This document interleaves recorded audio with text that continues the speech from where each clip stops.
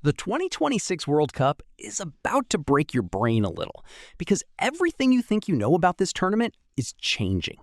For decades, the World Cup meant 32 teams, 8 groups of 4. Simple, clean, predictable. Well, forget all of that. In 2026, it's 48 teams. That's not a typo. 48. So how does that even work? Let's break it down fast. First up, qualification. In theory, more spots means more countries get a shot at glory. In practice, it means entire regions that used to send 2 or 3 teams are now sending 6, 7, sometimes more. Countries that have never qualified before suddenly have a real path in. That's huge for global interest, but it also means the overall talent gap between teams gets wider. Some groups might feel a little lopsided. Next, the group stage. This is where it gets interesting. Instead of 8 groups of 4, we now have 12 groups of 4. Wait, that's only 48? Yes, 12 times 4 equals 48. Math checks out. But here's the twist. In the old format, the top 2 from each group advanced, 16 teams total. Now, the top 2 from each group and the 8 best third-place teams move on. That's 32 teams advancing to a brand new knockout round. Which brings us to the round of 32.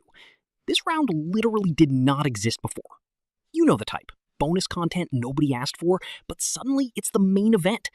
This round adds an extra knockout match for every team that survives the group stage.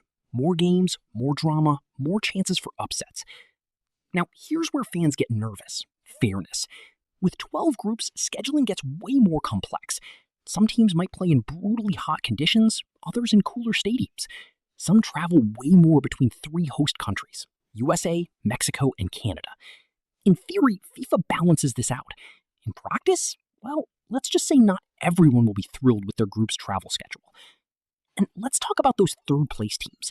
This is the part most people don't realize. A team can literally lose a game in the group stage and still advance. Lose and still move on. That sounds broken, but it's intentional. It rewards teams that perform well across tough groups, even with one bad result. So here's the big picture. More teams means more countries dream big. More games means more chaos, more upsets, and yes, more confusion. The 2026 World Cup isn't just bigger. It's a completely different tournament with different rules for success. So really, is this the most exciting World Cup ever or the most chaotic one? Maybe both. If this finally made the new format make sense, hit subscribe because we're breaking down every confusing part of World Cup 2026 one video at a time.